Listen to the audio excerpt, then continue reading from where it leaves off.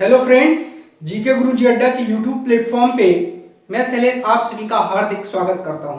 प्यारे साथियों, सीटेट की क्लास चल रही है। हिंदी की एक बेसिक कॉन्सेप्ट वाली क्लास चैनल पे पढ़ चुकी है, आप लोग देखिएगा। और आज हम लोग वर्णमाला से अपने सफर को आगे ले चलते हैं। और सीटेट में वर्णमाला से क्वेश्चन बहुत ज़्यादा आते हैं, 2-3 क्वेश्चन फिक्स है। तो आइए इस छोटे से टॉपिक को अच्छे से पढ़ते हैं और यहाँ से 2-3 क्वेश्चन फ्री में लेते हैं।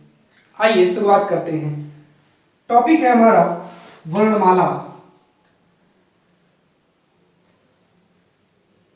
वर्णमाला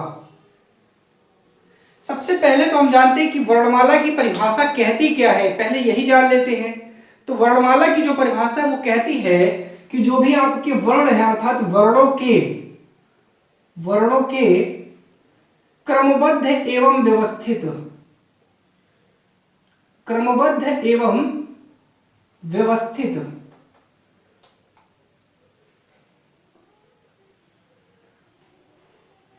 क्रमबद्ध एवं व्यवस्थित रूप को ही वर्णमाला कहा जाता है। वर्णों का कैसा क्रम होना चाहिए? क्रमबद्ध होना चाहिए, क्रम से होना चाहिए और व्यवस्थित होने चाहिए, उसी को हम लोग वर्णमाला कहते हैं। तो वर्णों का ही एक समूह होता है। अब सबसे पहले बात करते हैं कि जो वर्ण है उनकी संख्या कितनी है। तो देखिए, अगर मैं आपको बात करूं वर्णमाला में, तो वर्णमाला में, और चलिए पहले इस टॉपिक की बात करते हैं। वर्ण जो है वो कितने हैं? तो वर्ण में आपको दो चीजें का कॉन्सेप्ट पढ़ना है। पहले तो ये जानते हैं आ से लेकर के ज्ञा तक है। कहां से? आ से लेकर ये ज्ञा तक है, ठीक है। ये आपके आ से लेकर के ज्ञा तक वर्ण है। और जब इनको क्या किया गया, इनकी एक माला बनाई गई, तो यही कहलाया वर्णमाला। वर्णमाला में ही आपको दो कॉन्सेप्ट पढ़ने होते हैं। इसके दो हिस्से हैं, एक होता है स्वर और एक होता है व्यंजन। इन दो टॉपिक्स को हमको पढ़ना होता है इसी वर्णमाला में ही। एक होता है स्वर, एक होता है व्यंजन।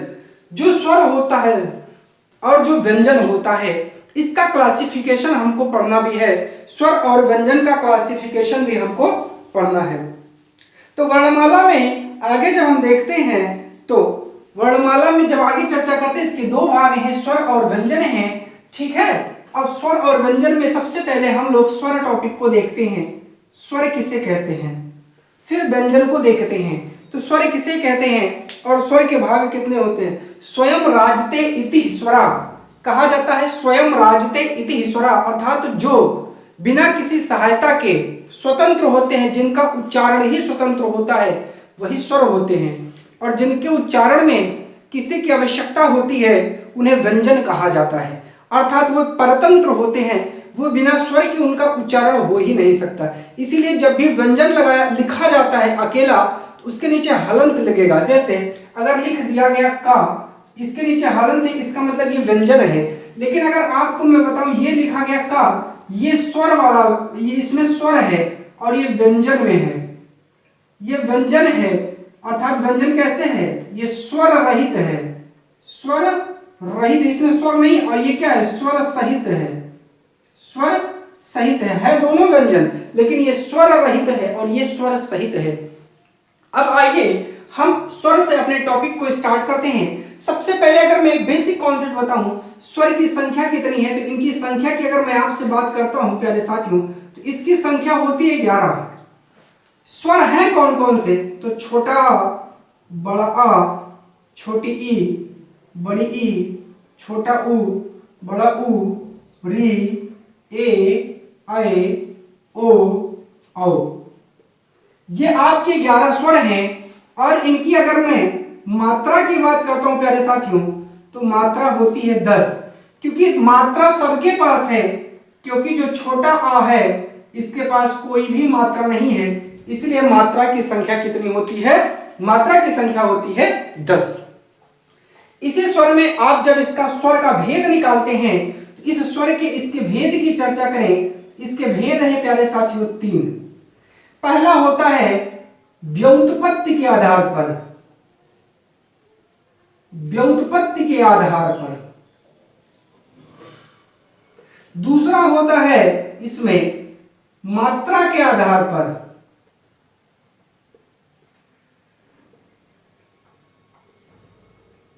और यही तीसरा होता है आपका जिह्वा के आधार पर।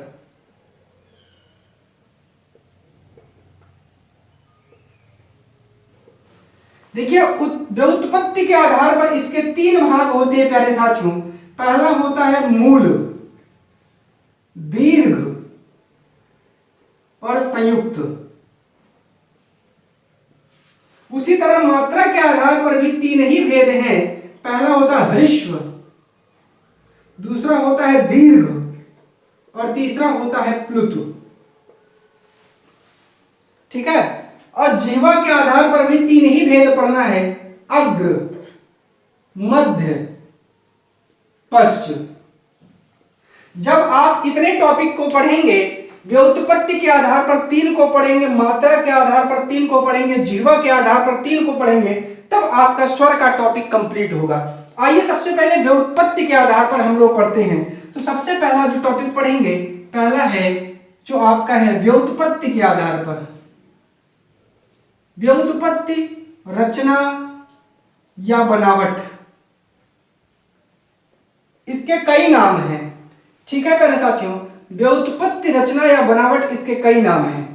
तो अगर सबसे पहले मैं व्युत्पत्ति के आधार पर बात करता हूं, तो सबसे पहले व्युत्पत्ति के आधार पर जो मैं बात करता हूं आपसे, वो क्या है? जो व्युत्पत्ति के आधार पर बात करता हूं, तो आपको तीन हिस्से पढ़ना है व्युत्पत्ति के आधार पर। वो तीन हिस्से कौन कौन से आपको पढ़ना है, जरा देखिए। पहला आपको पढ़ना है मूल। क्या पढ़ना है? मूल। दूसरा आपको पढ़ना है दीर्घ और तीसरा आपको पढ़ना है संयुक्त। अगर मैं आपसे बात करूं इनकी संख्या कितनी है प्यारे साथियों, तो संख्या है 4। मूल स्वर का मतलब जो मूल रूप में आए हैं, अर्थात इनका निर्माण स्वयं से हुआ है, किसी अन्य से नहीं हुआ है। मूल स्वर कहा गया है इनको। जैसे आपके छोटा आ है, छोटी ई है, छोटा ऊ है और री है, ये आपके मूल स्वर में आते हैं। उसी तरह दीर्घ स्वर की भी संख्या जो आपकी है प्यारे साथियों, यह भी 4 है, लेकिन ये मूल स्वर से मिलकर बने हैं। जैसे छोटा प्लस छोटा 2 बार मिला तो बड़ा, छोटी प्लस छोटी 2 बार मिला तो बड़ी, छोटा ऊ प्लस छोटा ऊ 2 बार मिला तो बड़ा ऊ, छोटा री प्लस छोटा री 2 बार मिला तो बड़ी री। अर्थात बड़ा आ, बड़ी ई, बड़ा ऊ और बड़ा री। उसी प्रकार मैं बात करता हूं संयुक्त की भी संख्या 4 ही है प्यारे साथियों। ए, आए, ओ, औ।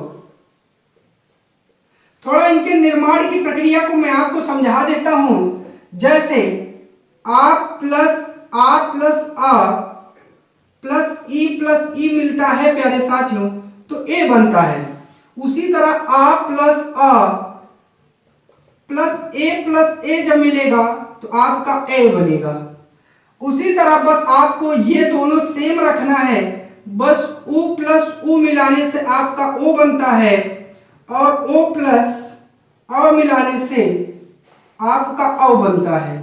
ये आपका समान रहेगा। ठीक है प्यारे साथियों, अर्थात ये जो 4 बने हैं, ये 4 आपके कैसे स्वर हैं?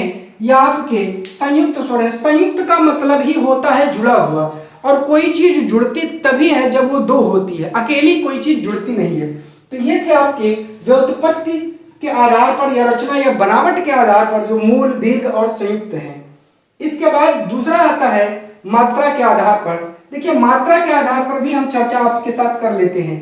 तो सबसे पहले आइए देखते हैं मात्रा के आधार पर, इसको रफ करते हैं और मात्रा के आधार की चर्चा हम आपसे करते हैं। दूसरा पढ़ना है मात्रा के आधार पर।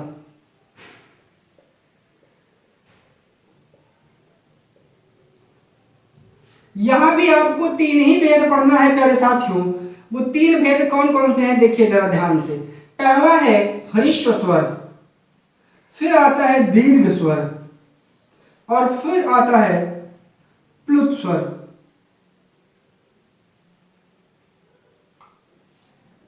ह्रस्व का मतलब ही होता है प्यारे साथियों जिस स्वर के उच्चारण में केवल और केवल एक मात्रा का समय लगता है उसे ह्रस्व स्वर कहा जाता है, और जिनके उच्चारण में 2 मात्रा का समय लगता है उन्हें दीर्घ स्वर कहा जाता है, और जिनके उच्चारण में 3 मात्रा का शब्द लगता है उन्हें क्या कहा जाता है, प्लुत स्वर कहा जाता है।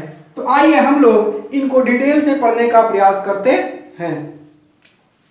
चलिए, इनके उच्चारण की बात करें तो उच्चारण में 1 मात्रा का समय लगेगा, ठीक है, 1 मात्रा का समय लगता है प्यारे साथियों। और जैसे ही इनकी संख्या कितनी है, तो इनकी संख्या है 4, अ, ई, उ और री। अब यहाँ एक टॉपिक समझिएगा, अगर पूछे मूल स्वर 4 है, उसी तरह ह्रस्व स्वर भी 4 ही हैं, छोटा, छोटी, छोटा उ और री। अब दीर्घ का मतलब होता है उच्चारण में 2 मात्रा का समय, उच्चारण में 2 मात्रा का समय लगेगा, या इसी को कहते हैं ह्रस्व स्वर से 2 गुना समय इसके उच्चारण में लगता है। इनकी संख्या देखते हैं कितनी है प्यारे साथियों। आइए हम लोग इनको देखते हैं। आपका जैसे बड़ा आ, बड़ी ई, बड़ा ऊ, री, ए, आए, ओ, आओ।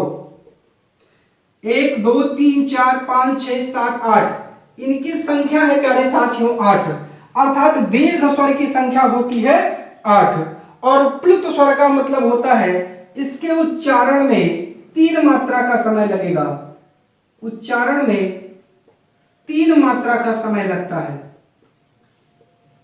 और 3 मात्रा का समय लगता है, जैसे हम कहते हैं राम, ओम। इस प्रकार आपने जब भी हम किसी को बुलाते हैं या किसी को आदर सूचक शब्द या किसी भी रूप में हम बुलाने का काम करते हैं, तो वहां आपका प्लुत स्वर जो है वो यूज होता है प्यारे साथियों। इसके बाद अगर हम आगे बात करें, ये भी जान लीजिए जो प्लुत स्वर है इनकी संख्या कितनी होती है, इनकी संख्या होती है 8, अर्थात जितने भी दीर्घ स्वर हैं उनका प्लुत स्वर के साथ संबंध होता है, इसीलिए इनकी संख्या भी क्या होती है, 8 होती है। अब इसके बाद जिह्वा की स्थिति के आधार पर देखते हैं, इसको हम रफ करने का काम करेंगे। इसके बाद जो लास्ट ऑप्शन आपको देखना है वो जिह्वा की स्थिति के आधार पर देखना है। तो आइए हम लोग उसकी चर्चा करते हैं।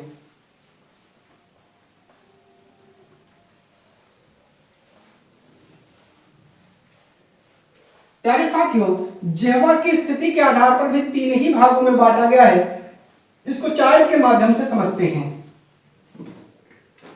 तीसरा आपको जो देखना है, जिह्वा की स्थिति।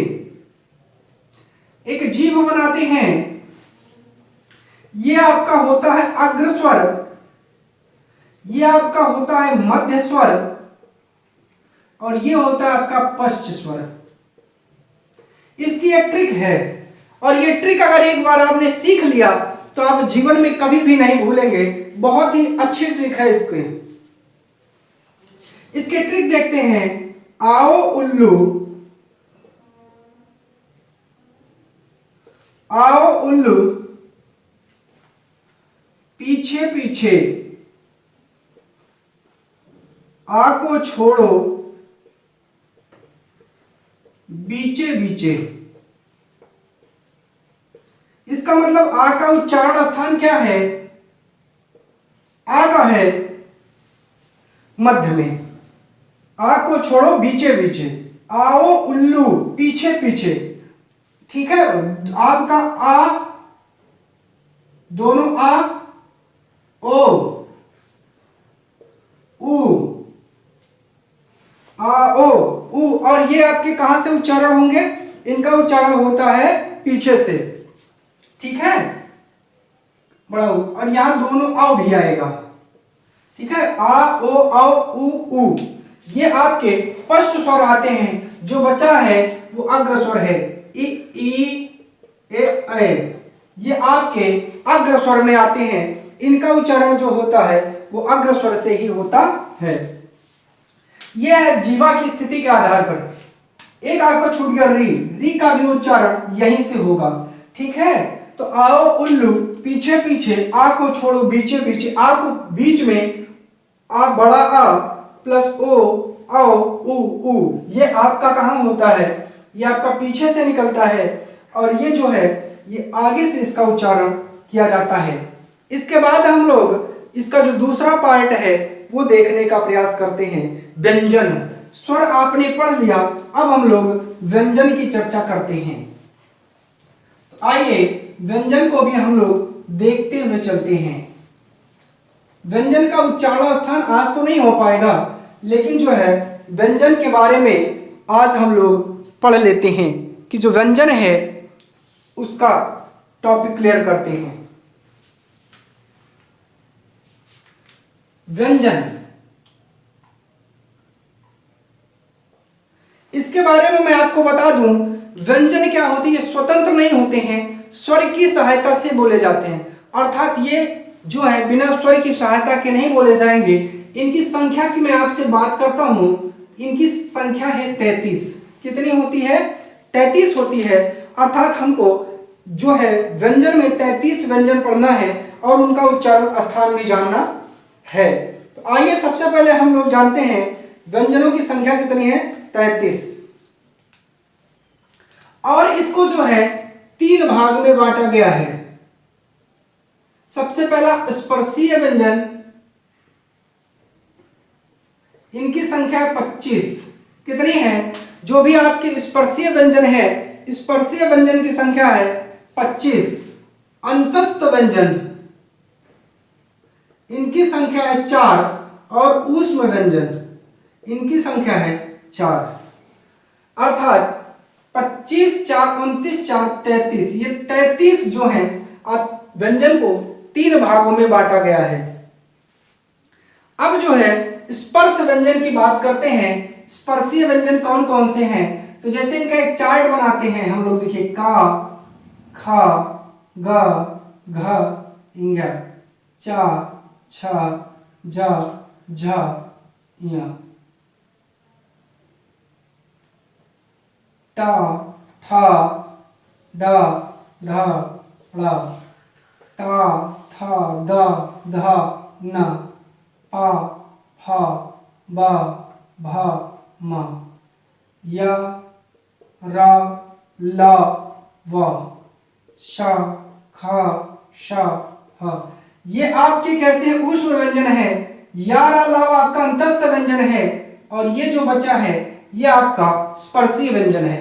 या, रा, ला, वा आपके अंतस्थ व्यंजन है। सा, खा, सा, हा आपके ऊष्म व्यंजन है। ऊष्म का मतलब होता है जिनको बोलने से ऊष्मा निकलती है, जिसमें स्पर्शीय व्यंजन जो का से लेके मा तक है, इनकी संख्या है 25। ये 4 है, ये 4 है। ये था आपका व्यंजनों का विभाजन। अब जो है सबसे पहले हम लोग बात करते हैं जो है इसके आगे कि जो व्यंजन है इनको कैसे हम लोग वर्गों में डिवाइड करते हैं। देखिए इसका नाम होता है का वर्ग, इसका है चा वर्ग, इसका है टा वर्ग, इसका है ता वर्ग और इसका है पा वर्ग। और हम इसके बाद हमको देखना है इन जितने भी वर्ग के व्यंजन हैं, इन व्यंजनों का हम लोग प्रोनाउंसिएशन कैसे करते हैं। तो इनके प्रोनाउंसिएशन के लिए जो है वो आज के वीडियो में नहीं हो पाएगा। कल के वीडियो में हम लोग इस प्रोनाउंसिएशन को चार्ट के माध्यम से समझते हैं। तो कल के वीडियो में आपका ये टॉपिक कंप्लीट हो जाएगा वर्णमाला में जो व्यंजन का है। ठीक है प्यारे साथियों, तो इसका एक चार्ट बनेगा कि किसका उच्चारण कंठ से होता है, किसका तालु से होता है, किसका मूर्धन्य से होता है, किसका ओष्ठ से होगा, किसका दंतोष्ठ से होगा, किसका तालव्य से होगा। इसके बारे में जो है कल चर्चा करेंगे। आज के लिए बस इतना ही। वीडियो अच्छी लगी हो तो चैनल को सब्सक्राइब करिएगा, वीडियो को लाइक और शेयर करना मत भूलिएगा। आप सभी का बहुत बहुत धन्यवाद।